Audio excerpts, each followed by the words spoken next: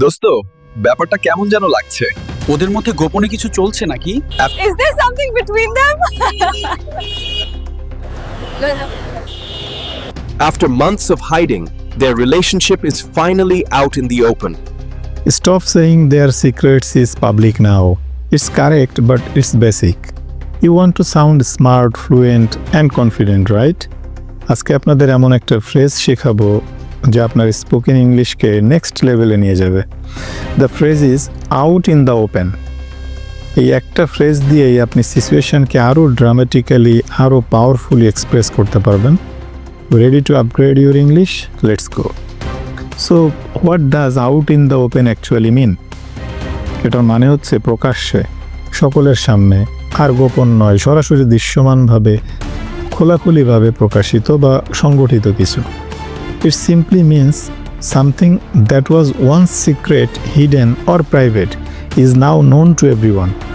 কোনো কিছু যদি আর গোপন না থাকে তখন সেটা out in the open. Let's see 3 powerful ways to use it. Situation 1, the secret relationship বা গোপন সম্পর্ক। Imagine your 2 friends who are secretly dating.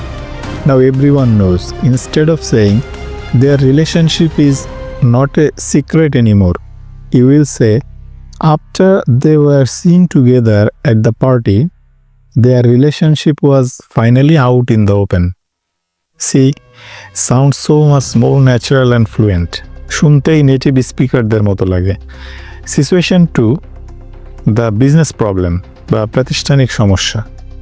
This is a very professional way to use it. Imagine a meeting, nobody is talking about the real problem.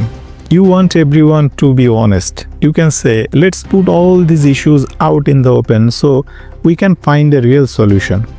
এখানে out in the open মানে let's discuss everything honestly and openly. কোনো কিছু না লুকিয়ে। This is a power move in any meeting.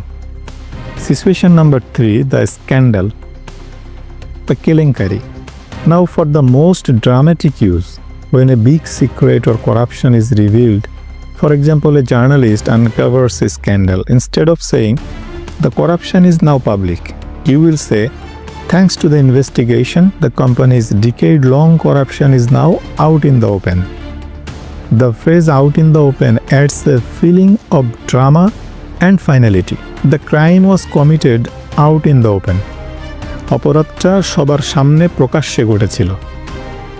They were arguing out in the open, not caring who was watching.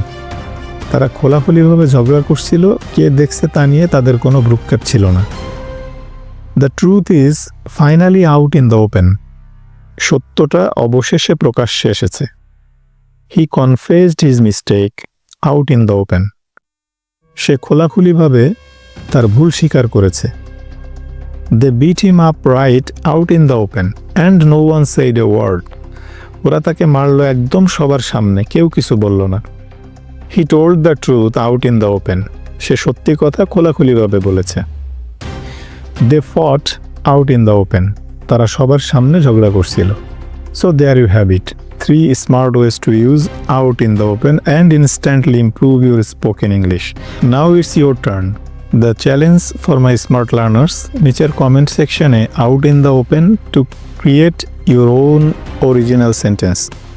আমি personally best কমেন্টসগুলো check করব এবং love react দেব। If you learned something new in this video, please hit that like button right now. It tells YouTube that you love these lessons. And if you have not already, subscribe to the channel. Thanks for watching.